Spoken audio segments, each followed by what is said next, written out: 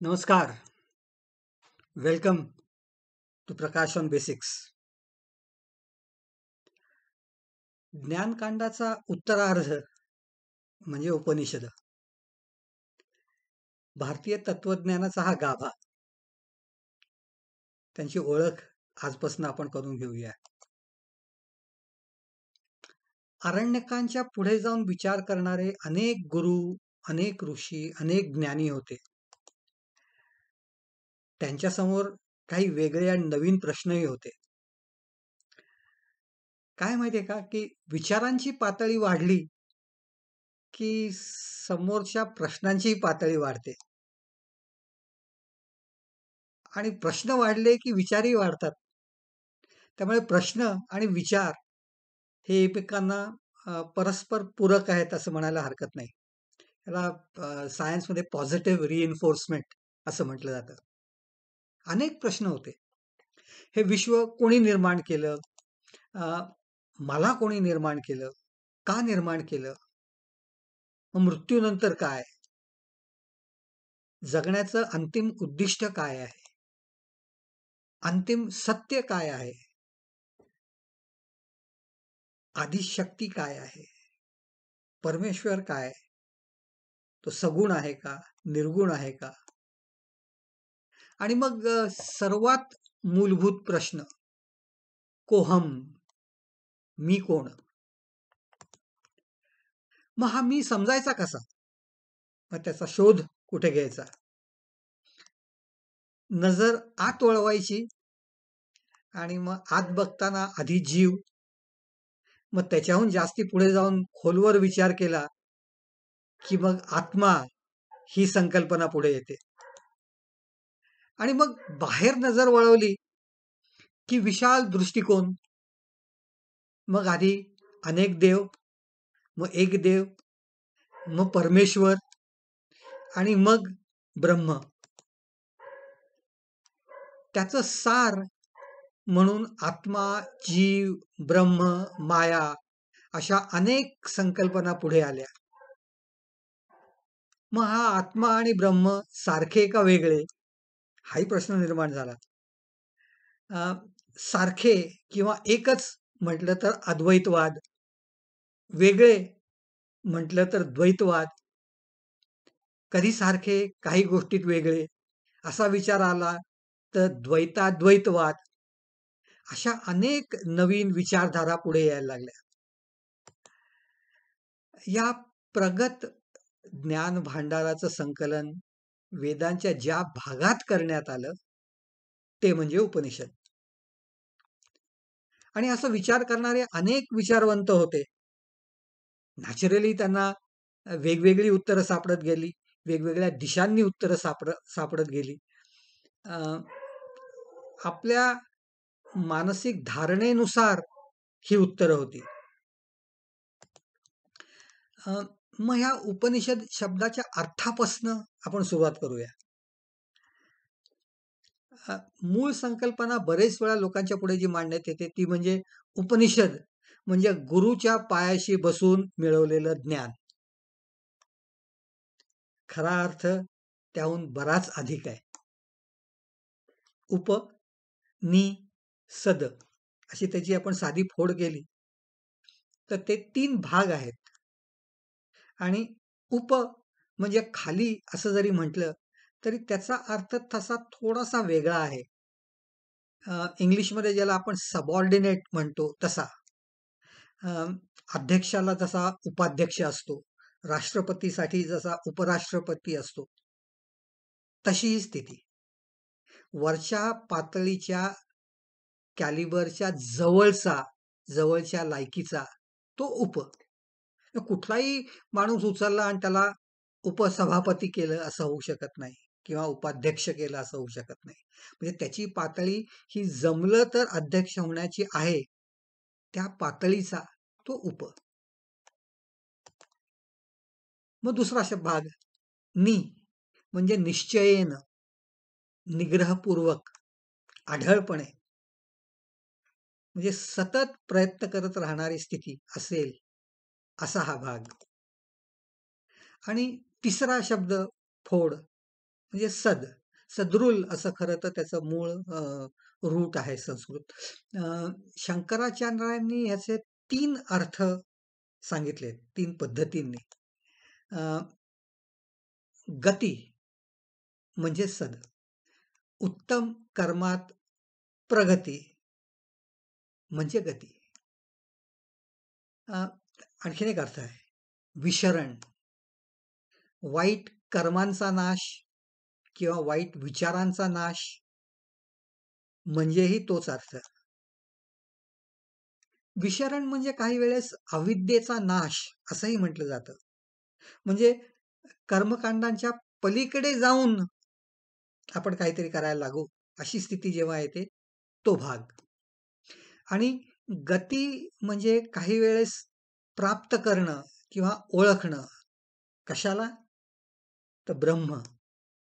म्हणजेच गतीचा अर्थ बरेच वेळा ब्रह्मज्ञान प्राप्त करणं असाही होतो. त्याचा तिसरा अर्थ आहे, तो म्हणजे अवसादन. म्हणजे कर्मबंधांची गुंतवणूक गळून पडणे, त्यांच्यात शिथिलता येणं, बंधमुक्त होणं आणि ब्रह्मज्ञान मिळवण्याच्या वाटेवर प्रवास करण्यासाठी सिद्ध होणं. तशाही अनेक पायऱ्या आहेत. आधी ज्ञानी, मग स्थितप्रज्ञ आणि मग जमलंच तर मोक्ष. मग यासाठी तयार असेल तोच उपनिषदांचा अभ्यास करू शकेल. उपनिषदांचं ज्ञान हे संन्यासाश्रमी लोकांनी तयार केलेलं आणि संन्यासाश्रमी लोकांसाठी तयार केलेलं. इथे संन्यास वयाशी जोडून नाही, तर वृत्तीशी जोडून आहे. तुम्ही सगळ्यातनं मुक्त होऊन आधीचं सर्व ज्ञान मिळवलं की हे पुढचं ज्ञान मिळवण्यासाठी तुम्ही योग्य झालात असं म्हणायला हरकत नाही. बाकी सर्व समजलंय, कर्मकांडाच्या पलीकडे पोचलंय आणि मग उपनिषदांकडे वळणं हे अपेक्षित आहे. कारण उपनिषदांचा प्रमुख उद्देश हे ब्रह्मविद्या मिळवणं हा आहे. म्हणजे ब्रह्म काय, त्याचं स्वरूप काय आहे, त्याची व्याप्ती काय आहे, ते ब्रह्मज्ञान प्राप्त करण्यासाठी काय करायला पाहिजे, या सगळ्याची माहिती यात आहे. आपण या ब्रह्म शब्दाला जर बाजूला ठेवलं तर त्या व्यतिरिक्त ही अनेक संकल्पना त्याच्यात आहेत आणि त्या संकल्पनांची ओळख, त्यांचं विवेचन, त्यांचं निरूपण या उपनिषदांमध्ये आहे. मग या प्रत्येक गोष्टीची एकमेकांचा काय संबंध आहे तेही आपल्याला उपनिषदातनं समजणं शक्य आहे. या उपनिषदांची संख्या तशी बरीच आहे. 250हून जास्ती असे काही ठिकाणी म्हटलं जातं. काही ठिकाणी ते 1180च्या पुढे आहेत असंही म्हटलं जातं. पण एक ग्रंथ आहे, त्याला मुक्तिका ग्रंथ असं म्हटलं जातं. काही ठिकाणी त्याला मुक्तिकोपनिषद असंही म्हटलं जातं. त्यात 108 उपनिषदांची यादी आहे. त्यामुळे ही 108 सर्वच्या सर्व उपनिषद ही महत्वाची असं गृहीत धरलं जातं. इतकी जास्ती आहेत म्हणजे त्यातले विचारही वेगवेगळे असणार आहेत. ते कोणी निर्माण केले त्याप्रमाणे ते अर्थही बदलणार आहेत. प्रत्येक वेदाला जोडून त्याची स्वतःची अशी उपनिषद आहेत. ऋग्वेदाला जोडून 10, कृष्ण यजुर्वेदाला जोडून 32, शुक्ल यजुर्वेदाला जोडून 19, सामवेदाला जोडून 16 आणि अथर्ववेदाला जोडून 31 अशी एकंदर 108 उपनिषद आहेत. आपापल्या आवडीनुसार उपनिषदांचा अभ्यास करण्यासाठी त्यांचं वर्गीकरण अनेक पद्धतींनी करण्यात आलं. त्यातल्या काही पद्धती मी तुम्हाला सांगणार आहे. त्यातली सगळ्यात महत्वाची म्हणजे शंकराचार्यांची. शंकराचार्यांनी 10 उपनिषदांवर भाष्य केलं, टीका लिहिल्या, त्यांचा अर्थबोध स्पष्ट केला. म्हणून ती 10 महत्वाची. ईश, केन, कठ, प्रश्न, मुंड मांडुक्य, तैतिरीय, छांदोग्य, ऐतरेय आणि बृहदारण्यक अशी ही 10. पण त्यांनी त्यांच्या वक्तव्यात आणखीही काही अ, उपनिषदांमधले वचनं वापरली किंवा त्याच्यावरही भाष्य केलं, काही कमी प्रमाणात. कौशिकी, मैत्रायणी आणि श्वेताश्वर हे 3 ही महत्वाची खरं तर. याच्या व्यतिरिक्त महानारायण आणि नृसिंह तापिनी असे आणखीन 2 होते. पण त्याचा रेफरन्स असा कंपॅरेटिव्हली खूप कमी आहे. त्यामुळे ही 13 मुख्य. मग जनरल कॅटेगरीची सर्वसामान्य अशी 21, योगाशी संबंधित असलेली 20, संन्यासाला जोडून असलेली 20, वैष्णव धारणा असलेली 14, शैव वृत्तीची 12 आणि शाक्त पंथीयांसाठी असलेली 8 अशी मिळून परत 108 उपनिषद. या व्यतिरिक्त मगाशी मी सांगितलेली आहे ती वेगळी असं गृहीत धरायला हरकत नाही. मग ही निर्माण कधी झाली?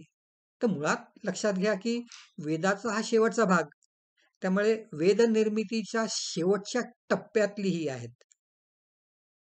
त्यामुळे अनेक तज्ञांच्या मते यांचा काल हा नंतरचा आहे आणि तोही खूप विस्तार पावलेला असा आहे. 800 BC पासून अगदी 16व्या-17व्या शतकापर्यंत उपनिषदांची निर्मिती होत होती अशी मान्यता आहे. त्यातलं बृहदारण्यक आणि छांदोग्य उपनिषद हे सगळ्यात जुनं, म्हणजे 7व्या किंवा 6व्या इसवी सन पूर्व शताब्दीतलं. ऐतरेय, तैतिरीय आणि कौशिकी ही 5व्या-6व्या सेंचुरी BC मधली आहेत. आणि केन, कठ, मुंड, मांडुक्य, प्रश्न ही नंतरची, म्हणजे जस्ट BC, म्हणजे बिफोर क्राइस्टच्या टाइमची आहेत अशी मान्यता आहे. आणखीन एका पद्धतीने त्यांच्याकडे बघता येतं. काही उपनिषद ही गद्य आहेत.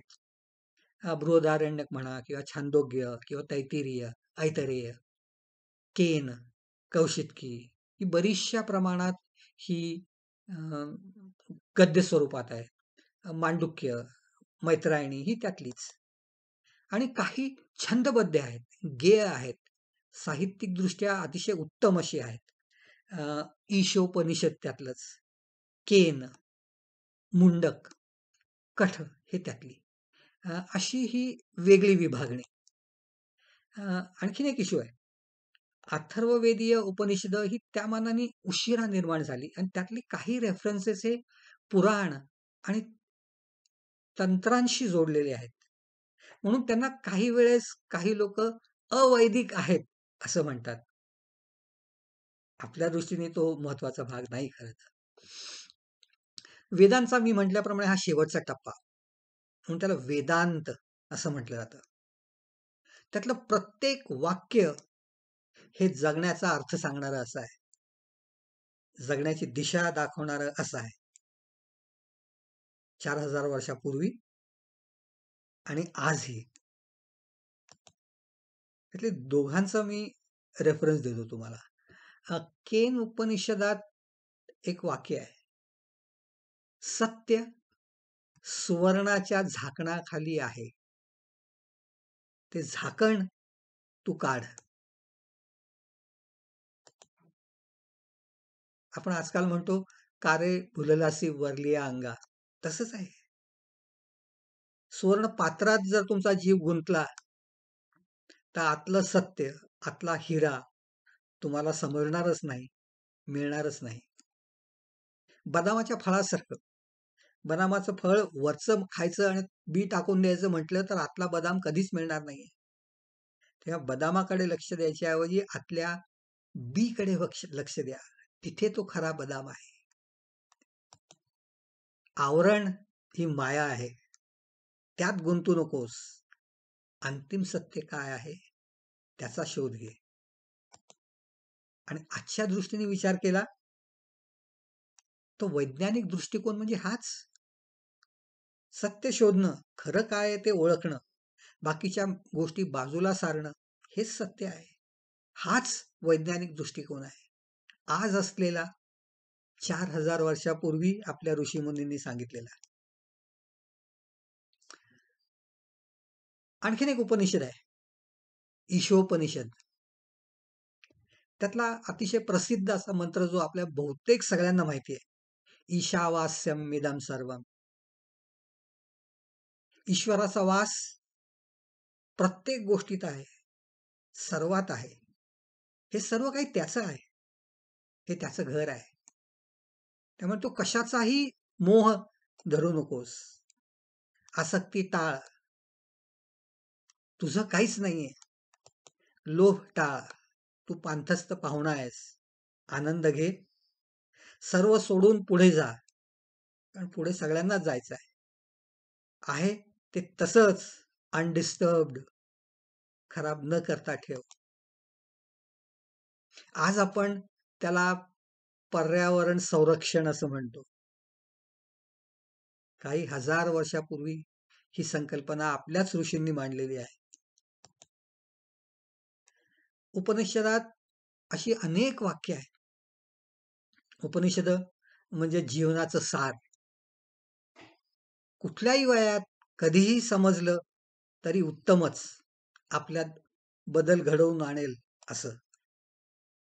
आपल्या उपखंडात निर्माण झालेल्या सर्व धर्मांनी त्यातील संकल्पना प्रत्यक्ष म्हणा अप्रत्यक्ष म्हणा वापरल्या. बौद्ध धर्म काय, जैन धर्म काय, नंतरचा सिखिझम काय, सगळ्यांनी वापरल्या. काहींनी वापरल्या पण म्हणताना वेदांना विरोध केला असं सांगितलं. पण त्यातल्या अनेक कल्पना या उपनिषदांमध्येच आलेल्या आहेत. आपल्याकडे आपण असं म्हणतो की एक तरी ओवी अनुभवावी. तसंच उपनिषदामधलं एखादा तरी उद्देश आपण पाळावा आणि आपलं जीवन सार्थक करावं, असे हे उपनिषदीय ग्रंथ, अशी ही उपनिषद. त्यांचा अभ्यास कसा करायचा आणि त्यांनी आपल्याला काय दिलं याची माहिती आपण पुढच्या वेळेस बघूया. ही माहिती जर तुम्हाला आवडली असेल तर नक्कीच या चॅनलला लाईक करा, सबस्क्राईब करा आणि मित्रांनाही सांगा. कारण हा ज्ञानदीप पुढे पास ऑन करणं ही आपलीही जबाबदारी आहे. परत भेटेपर्यंत नमस्कार.